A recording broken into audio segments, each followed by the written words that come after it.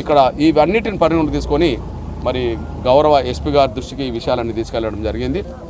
మేము ముందు అనుమానాలు, ఎందుకంటే ఎస్ఐ కూడా ఇందులో ఏమన్నా సమాచారం ఉందా ముందస్తుగా వాళ్ళని తప్పించడానికి ఎస్ఐ అన్న ప్రయత్నం చేస్తున్నా అని చెప్పి కూడా మాకు కొన్ని అనుమానాలు ఉన్నాయి. కారణం ఏంటంటే ఈమె ఓబ్లేస్ వాళ్ళ అక్క తల్లేమో వేరే దేశంలో పని చేసుకుంటూ వచ్చింది, చనిపోయినాక వచ్చేసింది.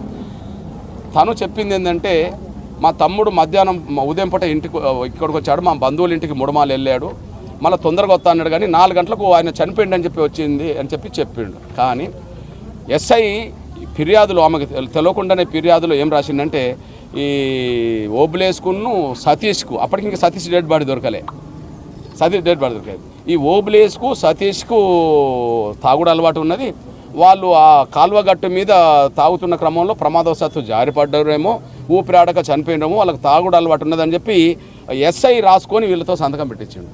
అప్పుడు ఎస్ఐని 100 మంది ముందు గట్టిగా అడిగితే నాది తప్పు జరిగిందని చెప్పి మాట్లాడడం జరిగింది. అంటే సాధ్యమైనంత మేరకు ఇది ప్రమాదవశాత్తు జరిగిన మరణం, వాళ్ళు తాగడం వల్ల ప్రమాదంలో పడ్డారనే విషయం ఎక్స్పోజ్ చేయడానికి, దాని చుట్టూ ఆధారాలు చేసుకోవడానికి ఒక కుట్ర జరిగినట్టు కనిపిస్తుంది. ఈ కుట్రలో ఎస్ఐ కూడా భాగస్వామ్యమేమో, ఆయనకు తెలిసన్నా జరిగి ఉంటుంది, లేదా ఆయన పాత్రన పోషించడానికి అవకాశం ఉన్నది.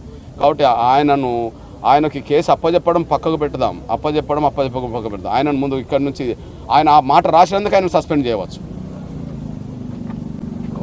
చదువుకోలేని వాళ్ళ దగ్గర నువ్వు డీటీపీ తీసుకొని వచ్చి సంతకం పెట్టించుకుంటే, చదవకుండా సంతకం పెట్టించుకుంటే, ఆమె చెప్పంది రాయడంలో సంతకం పెట్టించుకుంటే అర్థం ఏంటిది? నీకు ముందస్తుగా నీకు సమాచారం ఉన్నట్టే కదా.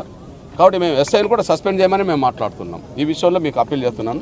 ఎస్పీ గారికి ఒక యువ ఎస్పీ, ఆయన మీద ఒక గుడ్ సంబంధించిన అభిప్రాయమే జనంలో ఉన్నది, మాకేం అది లేదు. కానీ ఇక్కడ పొలిటికల్ ఇన్ఫ్లుయెన్స్ గురైతే మాత్రం ఈ కేసు పక్కదారి పట్టే ప్రమాదం ఉన్నదని మేము భావిస్తున్నాం. ఎందుకంటే ఇక్కడ యాదవ్ కుటుంబానికి సంబంధించిన వాళ్ళు ఉన్నారనే విషయం కూడా రుజువు అవుతున్నప్పుడు, మరి స్థానిక ఎమ్మెల్యే కూడా ఒక యాదవ్ అయినప్పుడు, ఈ 10 రోజులుగా కూడా యాదవ్ కుటుంబానికి సంబంధించిన ఈ కేసు చుట్టూ తిరుగుతున్నప్పుడు కనీసం సుధాకర్ అన్న ఇంతవరకు కనీసం మేము మద్దతు ఇచ్చాము ఆయనకు.